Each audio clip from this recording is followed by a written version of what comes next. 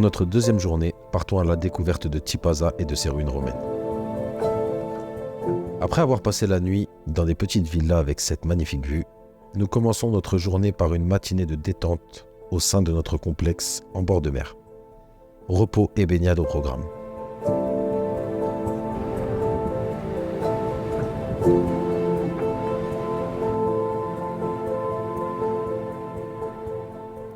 Avant la visite du site archéologique, nous allons découvrir la spécialité de Tipaza, la grillade de poissons, avec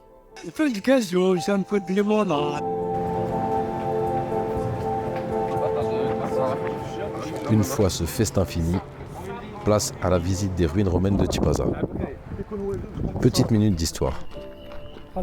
Les ruines romaines de Tipaza représentent un site archéologique exceptionnel qui témoigne de son passé romain. Fondé par les Phéniciens et colonisé par les Romains en 46 avant Jésus-Christ, Tipaza a prospéré sous l'Empire romain, devenant un centre urbain et commercial important. Elle possédait des infrastructures romaines typiques, théâtres, thermes, basiliques, villas. Inscrites au patrimoine mondial de l'UNESCO en 1982, ces ruines offrent un aperçu de la vie et de l'architecture romaine en Afrique du Nord.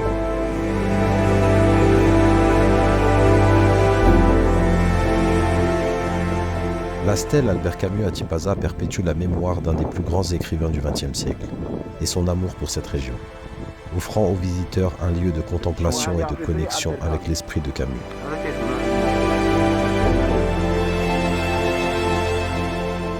Après la visite des ruines de Tipaza, direction le tombeau de la Chrétienne à quelques kilomètres.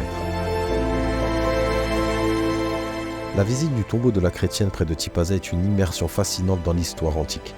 Ce mausolée imposant, datant du 1er siècle avant Jésus-Christ, se distingue par sa forme circulaire. Il abrite les dépouilles de Juba II, roi de Mauritanie, et de son épouse Cléopâtre Sélénée II, fille de Marc-Antoine et de Cléopâtre.